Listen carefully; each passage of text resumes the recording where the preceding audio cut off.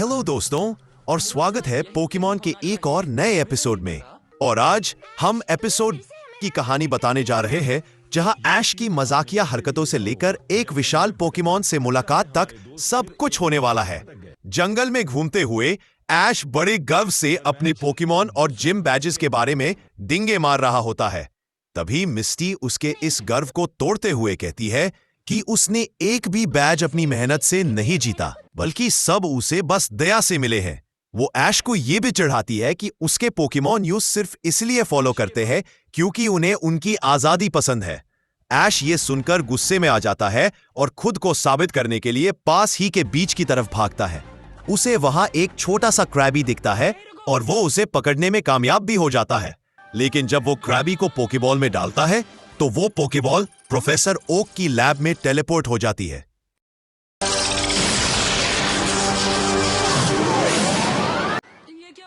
ऐश हैरान रह जाता है।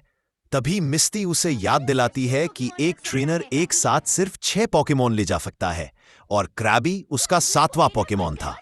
इसलिए वो सीधा प्रोफेसर ओक की लैब में चला गया।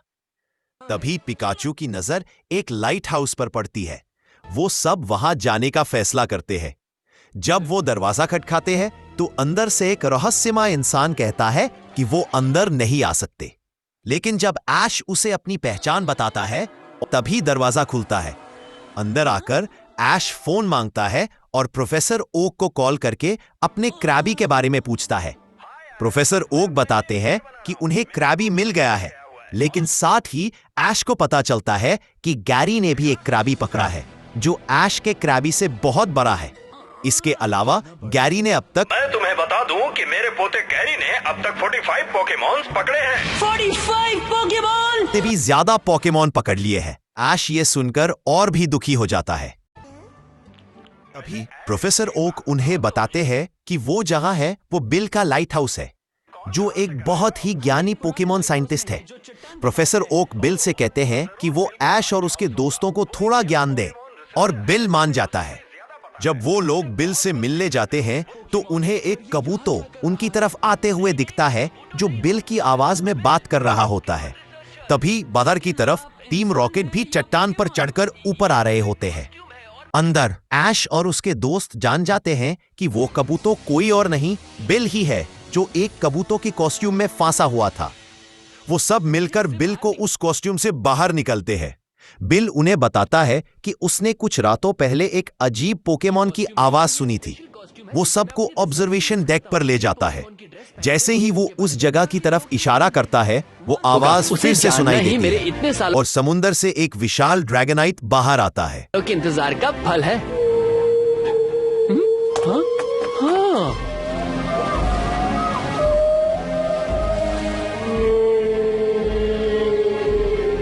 वो आ गया, ये उसी का सिग्नल है।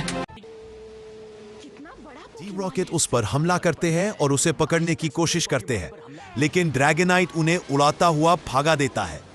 बिल ड्रैगनाइट को रुकने के लिए मनाने की कोशिश करता है, लेकिन वो वहां से चला जाता है। अगले दिन बिल इस बात को शांति से स्वीकार कर लेता है और हमारे हीरोज उसे विदा लेकर आगे बढ़ जाते हैं। जैसे जैसे वक्त बीतेगा हम वैसे वैसे नए और रहस्यमयी पोकेमॉन के बारे में जानेंगे।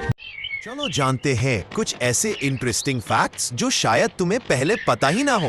Who's that पोकेमॉन वाला सेगमेंट में आंसर था क्रैबी। अगर तुम ध्यान से देखो, लाइट हाउस के दरवाजे पर म्यूटू की एक छुपी हुई इमेज दिखती है, यानी म्यूटू का हिंट पहले ही मिल गया था। बिल के चार्ट में सारे जेनरेशन 1 पोकेमॉन दिखाए गए थे, बस म्यू को छोड़कर। और ऐश के Pokemon Pikachu, Pidgeotto, Butterfree, Bulbasaur, Charmander, Squirtle और क्रैबी के नाम पर लाल डॉट लगा हुआ था।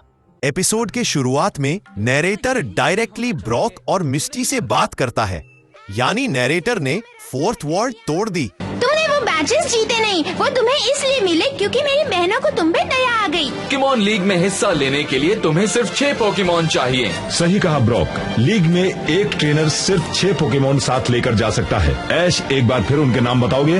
उनके नाम है। जो बड़ा सा मिस्टीरियस पोकेमॉन समुंदर से बात कर रहा था वो ड्रैगनाइट था, लेकिन एपिसोड में उसका नाम कभी रिवील नहीं हुआ। ये पोकेमॉन का पहला एपिसोड था जिसमें कोई बैटल नहीं होती, बस मिस्ट्री और इमोशन। मिस्टेक्स। जब म्याउथ लाइट हाउस में घुसने की बात करता है, उसके कानों का कलर टील हो जाता है। Animation error. मिस्टी ने बोला कि उसने और ब्रॉक ने ऐश को सिंपैथी में बैजेस दिए, लेकिन असल में मिस्टी की सिस्टर्स ने कैस्केड बैज दिया था और ब्रॉक ने दिया क्योंकि ऐश ने फेयर बैटल की थी। और मिस्टी ने बोला कि ऐश के सब पोकेमॉन उसके पीछे आए, लेकिन असल में सिर्फ चारमैंडर और स्क्वर्टल ही फॉलो करते हुए आए थे, बाकी सब ऐश ने खुद पकड़े थे। तो दोस्तों, ये थे mystery at the light house के इंटरेस्टिंग फैक्ट्स। तुम्हें सबसे ज्यादा कौन सा फैक्ट पसंद आया, कमेंट में जरूर बताओ। और हाँ, लाइक, शेयर और सब्सक्राइब करना मत भूलना पोकेमॉन के और मजेदार एपिसोड्स के लिए।